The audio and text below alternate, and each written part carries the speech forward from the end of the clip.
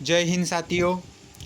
हमने पिछले वीडियो में बाल विकास एवं शिक्षा शास्त्र के विषय में भाग 1 को पढ़ा था, जिसके अंतर्गत बाल विकास के विभिन्न पहलुओं का हमने उसमें अध्ययन किया था।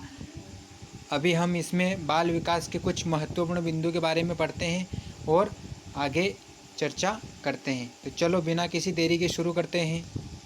बाल विकास की विभिन्न अवस्थाएं का मतलब क्या होता है? अवस्था का अर्थ होता है स्टेज, मतलब कौन कौन सी बालक के विकास में कौन कौन सी अवस्था कितने समय तक की होती है। तो इसमें सबसे पहले देखेंगे हम विकास की विभिन्न अवस्थाएं। विभिन्न वैज्ञानिकों ने विकास की अवस्थाओं को अलग अलग प्रकार वर्गीकृत किया है। ये अवस्थाएं इस प्रकार है। वर्गीकृत का अर्थ क्या है? अलग अलग तरीके से विभाजित किया है। चलो हम सबसे प्रथम रोज के अनुसार पढ़ते हैं। विकास की अवस्थाएं निम्नलिखित है। शेषवावस्था 1 से 3 वर्ष की अवधि की होती है। बालक की जो शेषवावस्था होती है वो कितने वर्ष से कितने वर्ष की अवधि तक होती है? 1 से 3 वर्ष तक। और ये किसके अनुसार वर्गीकृत किया गया है? रोज के अनुसार। बी नंबर पूर्व बाल्यावस्था, ये 3 से 6 वर्ष के मध्य की होती है। पूर्व बाल्यावस्था 3 से 6 वर्ष के मध्य होती है। सी नंबर उत्तर बाल्यावस्था 6 से 12 वर्ष की होती है। उत्तर बाल्यावस्था की कितने से कितने वर्ष तक की रहती है? 6 से 12 वर्ष तक। और किशोरावस्था ये रहती है 12 से 18 वर्ष तक, रोसो के अनुसार। आया आपको समझ में? अगला, बाल विकास और बाल अध्ययन की दृष्टि से हरलोग के द्वारा किया गया वर्गीकरण सामान्य माना गया है। इनके अनुसार विकास की अवस्थाएं निम्नलिखित है। पहले हमने रोज के अनुसार पढ़ा, अब हम किसके अनुसार पढ़ेंगे? हरलोग के अनुसार बाल विकास की अवस्थाएं निम्नलिखित है। गर्भावस्था, इसमें गर्भावस्था गर्भधान से लेकर जन्म तक। गर्भावस्था कहाँ से कहाँ तक रहती है? गर्भधान से लेकर जन्म, मतलब जब बच्चा माँ के गर्भों में भ्रूण अवस्था में उत्पन्न होता है, उससे लेकर जन्म तक की अवस्था को कौन सी अवस्था कहा गया है? गर्भावस्था, हर लोग के अनुसार। शेषवावस्था जन्म से 2 सप्ताह तक।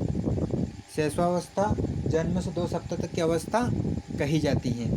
बचपनावस्था ये 3 सप्ताह से 2 वर्ष तक।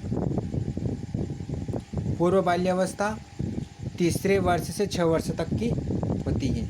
चलो हम इसको एक बार और पढ़ लेते हैं। गर्भावस्था हर लोग के अनुसार गर्भाधान से जन्म तक की होती है। शेषवावस्था जन्म से 2 सप्ताह तक की। बचपनावस्था 3 सप्ताह से 2 वर्ष तक की। और पूर्व बाल्यावस्था 3 वर्ष से 6 वर्ष तक की होती है। उत्तर बाल्यावस्था 7वें वर्ष से 12 वर्ष तक की। उत्तर बाल्यावस्था कहाँ से कहाँ तक की होती है? 7वें वर्ष से 12 वर्ष तक होती है। 7वें वर्ष से 12 वर्ष तक। अगला, वय संधि 12 वर्ष से 14 वर्ष तक की होती है। पूर्व किशोर अवस्था ये 13 से 17 वर्ष तक की अवधि में होती है। और उत्तर किशोर अवस्था ये 18 से 21 वर्ष तक की।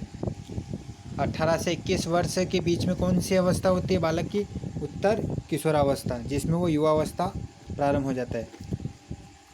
प्रौढ़ावस्था ये 31 से 40 वर्ष तक की होती है। प्रौढ़ावस्था कहाँ से कहाँ तक की होती है? 21 से 40 वर्ष तक की, सॉरी 31 नहीं 21 है इसमें। मध्य अवस्था ये 41 से 60 वर्ष तक की होती है। मध्य अवस्था कहाँ से कहाँ तक की होती है? 41 से 60 वर्ष तक की। और वृद्धावस्था 60 वर्ष के बाद जीवन की अंतिम यात्रा तक की, हर लोग के अनुसार। यह भी जो हमने अवस्था पढ़ी है इसके वैज्ञानिक कौन है? हरलोग। ठीक है। अगला, इस प्रकार वैज्ञानिकों ने विकास की विभिन्न अवस्थाओं में विभक्त किया है। विभक्त यानी बांटा गया है। चलो हम 1 बाय 1 पॉइंट को डिटेल में पढ़ते हैं। गर्भकालीन अवस्था, ठीक है, यह अवस्था गर्भधान से जन्म के समय तक की मानी जाती है। गर्भ से जन्म तक के समय की मानी जाती है। इस अवस्था की प्रमुख विशेषताएं निम्नलिखित है। ठीक है, इसको पढ़ते हैं। इन अवस्था में विकास की गति अन्य अवस्थाओं में तीव्र होती है।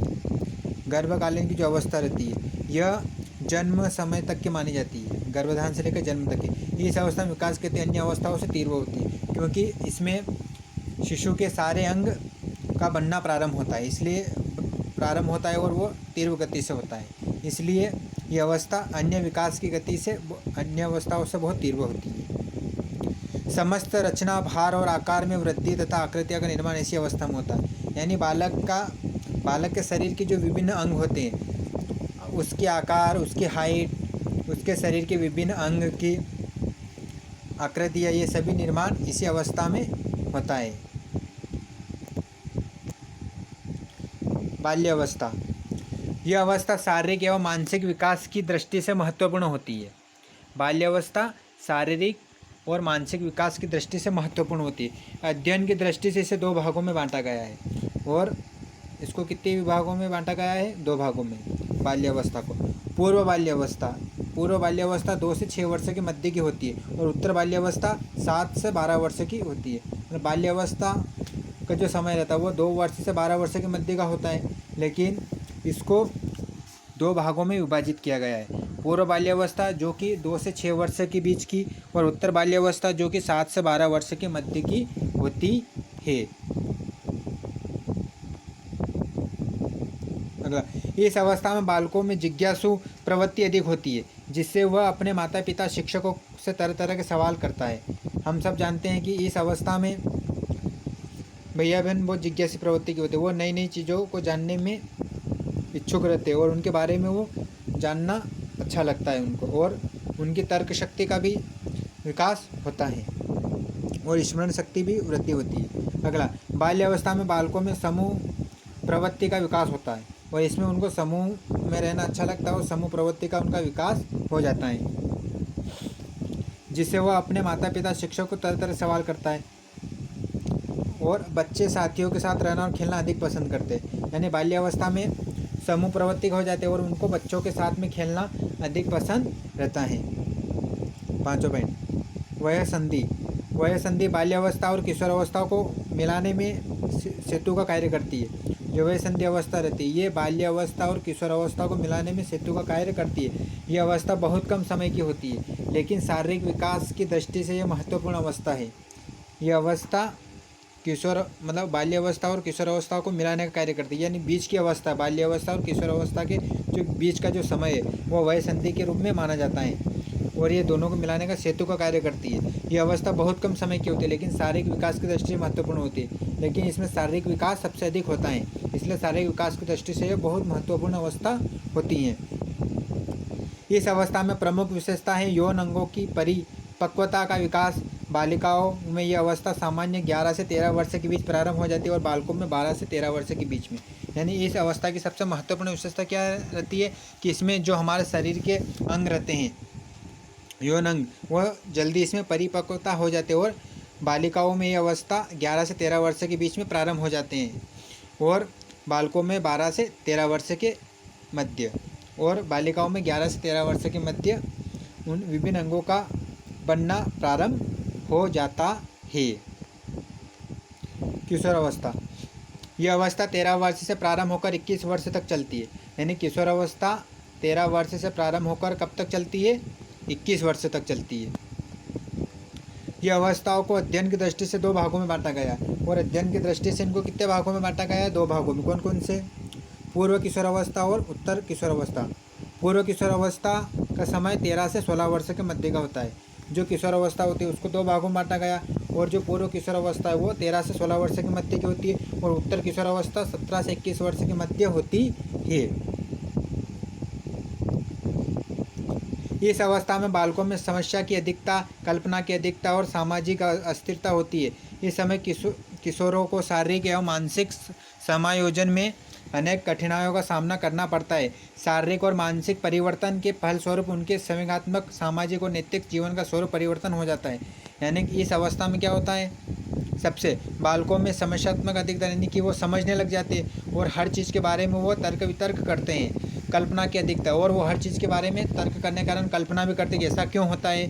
सामाजिक अस्थिरता होती है। इस समय किशोरों को शारीरिक और मानसिक समायोजन में अनेक घटनाएं, यानी कि उनका शारीरिक और मानसिक विकास में उनके साथ में उनकी जिम्मेदारियां भी बढ़ती है, और वो समझने में उनको कठिनाइयों का सामना करना पड़ता है, क्योंकि वो बाल्य अवस्था से सीधे वो किशोर अवस्था में प्रारंभ करते हैं, जिससे वो उनको इन चीज़ों को समझने में समय लगता है। शारीरिक और मानसिक परिवर्तन के फलस्वरूप उनके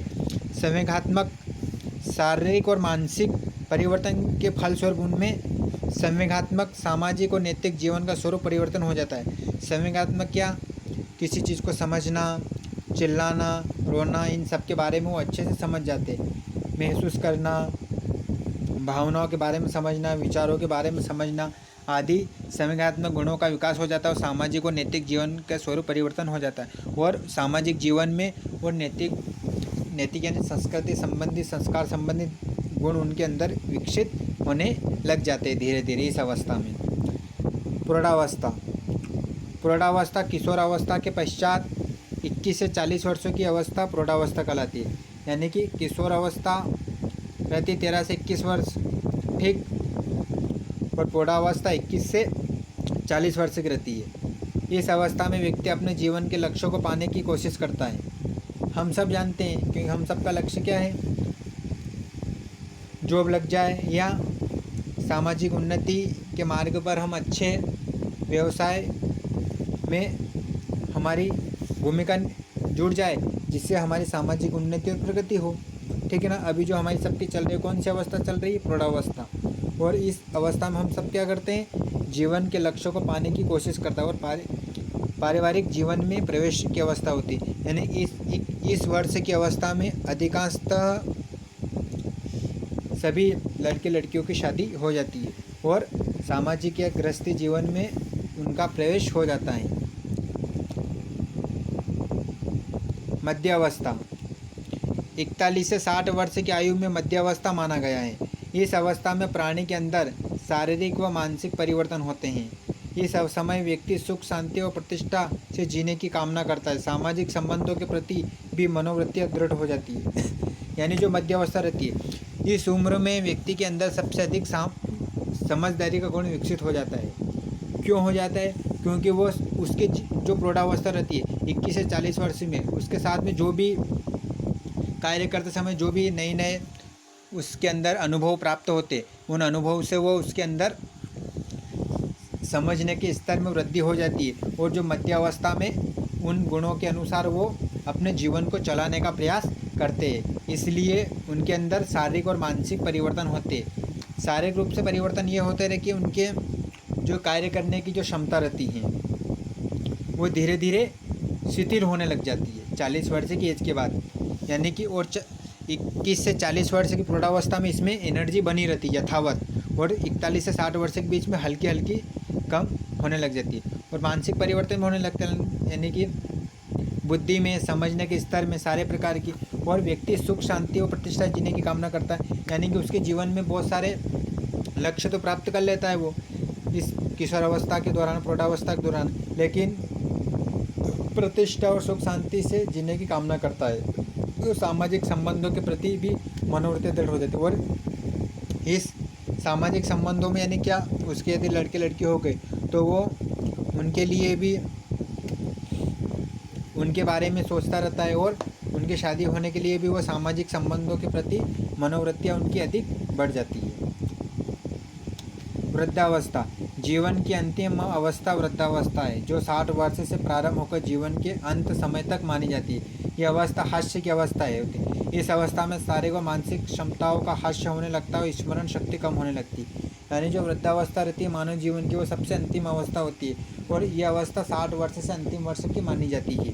क्यों? क्योंकि इसमें हमारे शारीरिक और मानसिक रूप से हमारे शरीर के अंग धीरे धीरे निष्क्रिय या शिथिलता आने लग जाती है, और सोचने समझने की स्मरण शक्ति भी हमारी कमज़ोर होने लगती है।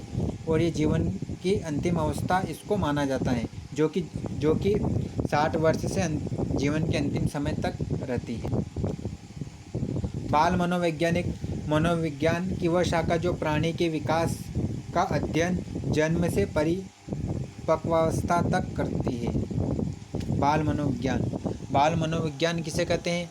बाल मनोविज्ञान वह शाखा है जो प्राणी के विकास का अध्ययन, यानी उसका जो विकास होता है उसका अध्ययन जन्म से परिपक्वावस्था तक करता है। परिपक्वावस्था तक यानी कि कहने का मतलब क्या, जब तक वो पूर्ण रूप से सामाजिक एवं सामाजिक जीवन में शारीरिक रूप से मानसिक रूप से पूर्ण रूप से परिपक्व यानी पूर्ण रूप से निर्मित न हो जाए तब तक उसका विकास होता रहता है, और ये बाल मनोविज्ञान के अंतर्गत आते हैं।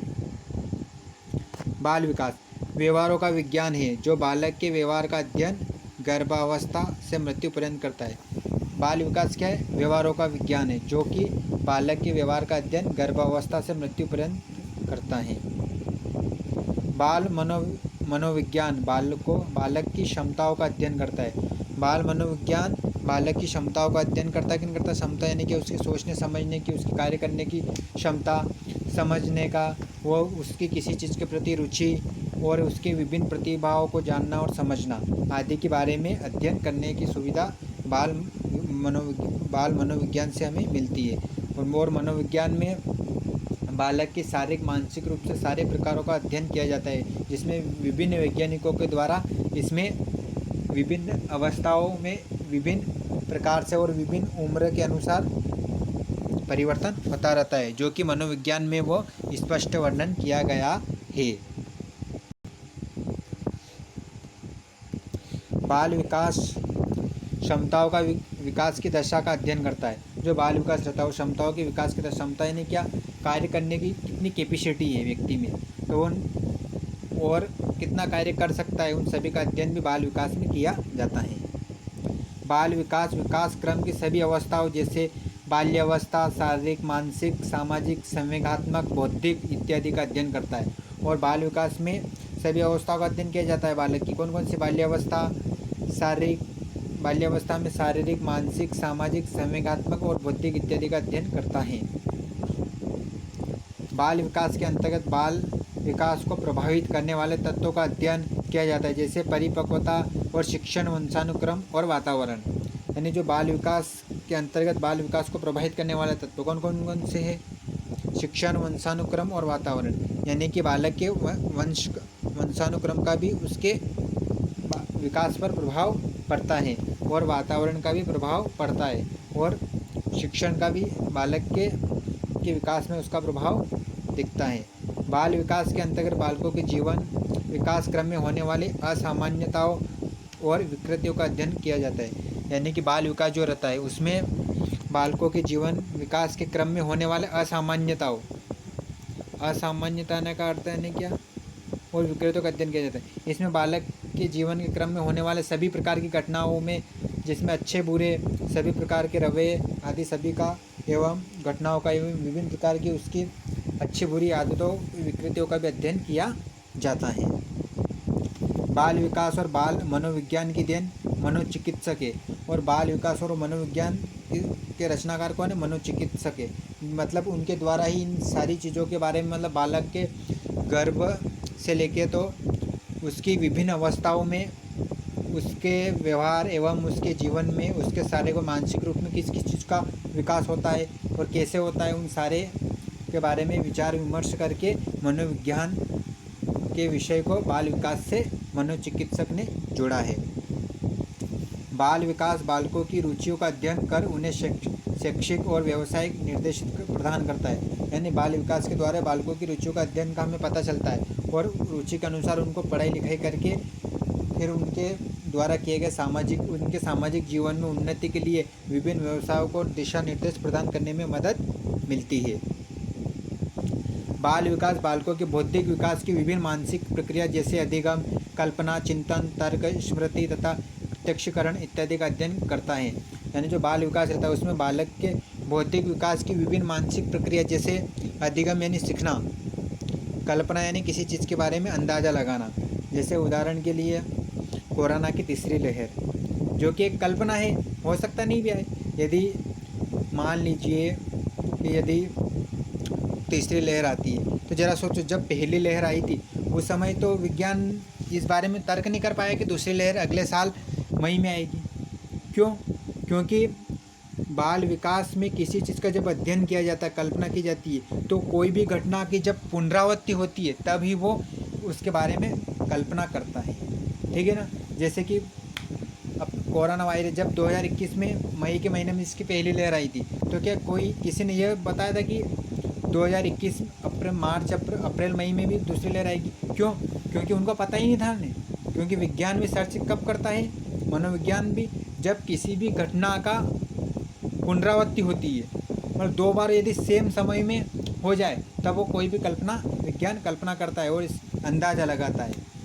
अगले चिंतन, जैसे चिंतन में चिंतन करना, तर्क लगाना, स्मृति, प्रत्यक्ष इत्यादि का अध्ययन करता है। ठीक है ना। ये सारे किस में किया जाता है? बाल विकास के अंतर्गत। बाल विकास के अंतर्गत बालकों की विभिन्न शारीरिक और मानसिक योग्यताओं को मापन और मूल्यांकन किया जाता है। मैंने बाल विकास के अंतर्गत बालकों की विभिन्न शारीरिक और मानसिक योग्यताओं का मापन का मूल्यांकन किया जाता है। जो बाल विकास रहता है, इसके द्वारा ही बालकों की शारीरिक मानसिक योग्यताओं का मापन का मूल्यांकन किया जाता है। यानी बाल विकास में विभिन्न अवस्थाओं का अध्ययन करके हम इस बात का अंदाज़ा लगा सकते हैं कि बालक की शारीरिक मानसिक योग्यता किस एज में किस प्रकार से होगी। बाल विकास के सिद्धांत। बाल विकास के सिद्धांत को हम पढ़ते हैं। आज हम सिर्फ बाल विकास के सिद्धांत के प्रमुख परिभाषा के बारे में पढ़ेंगे। बाल विकास का अध्ययन करने के लिए विकासात्मक मनोविज्ञान की एक अलग शाखा बनाई गई है, जो बालकों के व्यवहार का अध्ययन गर्भावस्था से लेकर मृत्यु पर्यंत करती है। यानी कि बाल विकास का शाब्दिक तात्पर्य क्या है? बालक के गर्भावस्था से लेकर मृत्यु पर्यंत तक उनके अंदर जो विकास, उनके व्यवहारिक सामाजिक जीवन में जो भी विकास होता है, वह सब किसके अंतर्गत आता है? बाल विकास के अंतर्गत आता है। परंतु वर्तमान समय में इसे बाल विकास में परिवर्तित कर दिया है। यानी कि मनोविज्ञान की एक अलग शाखा बनाई गई है। यानी है तो ये मनोविज्ञान के अंतर्गत, लेकिन अभी इसे वर्तमान में इसको एक अलग तरीके से परिवर्तित कर दिया है, जो कि शिक्षण क्षेत्र में भी इसका उपयोग किया जाता है। हर लोग में इस संबंध में कहा है कि बाल मनोविज्ञान का नाम बाल विकास इसलिए रखा गया है क्योंकि विकास के अंतर्गत अब बालक के विकास के समस्त पहलुओं पर ध्यान केंद्रित किया जाता है, किसी एक पक्ष पर नहीं। यानी हर लोग के अनुसार इस संबंध में कहा गया है कि बाल मनोविज्ञान का नाम बाल विकास इसलिए रखा गया। यानी बाल मनोविज्ञान का नाम अब क्या रखा गया? बाल विकास इसलिए रखा गया क्योंकि विकास के अंतर्गत अब बालक के विकास के समस्त पहलुओं पर ध्यान केंद्रित किया जाता है। विकास में उसके यानी सभी प्रकार की कर्मेंद्रिय, ज्ञानेंद्रिय, सामाजिक एवं संवेगात्मक आदि सभी प्रकार की अवस्थाओं में उन सभी का अध्ययन बारीकी से किया जाता है, किसी एक पक्ष पर नहीं। ठीक। विभिन्न विद्वानों ने बाल विकास के निम्न प्रकार से परिभाषित किया है। क्रो के अनुसार बाल मनोविज्ञान वह वैज्ञानिक अध्ययन है जो व्यक्ति के विकास का अध्ययन गर्भकाल के प्रारंभ में से किशोरावस्था की प्रारंभिक अवस्था तक करता है। क्रो के अनुसार बाल मनोविज्ञान वह वैज्ञानिक अध्ययन है जो व्यक्ति के विकास का अध्ययन गर्भकाल से प्रारंभ से किशोरावस्था की प्रारंभिक अवस्था तक करता है। ठीक है। बाल मनोविज्ञान वह वैज्ञानिक अध्ययन है जो व्यक्ति के विकास का अध्ययन गर्भकाल से प्रारंभ से लेकर किशोरावस्था तक प्रारंभिक अवस्था तक करता है। किसके अनुसार? क्रो के अनुसार। जेम्स ड्रेवर के अनुसार बाल मनोविज्ञान की वह शाखा है जिसमें जन्म से परिपक्व अवस्था तक विकसित हो रहे मानव का अध्ययन किया जाता है। यानी जन्म से लेकर उसका सामाजिक विकास पूर्ण रूप से विकास हो जाता है, उसके शारीरिक अंगों का पूर्ण रूप से विकास हो जाता है, उसके संवेगात्मक विचार, सोचने समझने तर्क करने एवं सभी प्रकार का विकास हो जाता है, जिसको परिपक्व अवस्था तक माना जाता है। ये सभी अध्ययन इसमें बाल मनोविज्ञान के सिद्धांत में शामिल किया गया है, जो कि जेम्स ड्रेवर के अनुसार वो शाखा के रूप में माने जाते हैं। आज हमने साथियों बाल विकास के सिद्धांत एवं बालक की विभिन्न अवस्था में किस एज में उसके किस गुणों का विकास होता है इसके बारे में पढ़ा। कल हम बाल विकास के सिद्धांत के विभिन्न बिंदुओं को लेकर आएंगे, उसके बारे में डिस्कस करेंगे। तब तक के लिए धन्यवाद।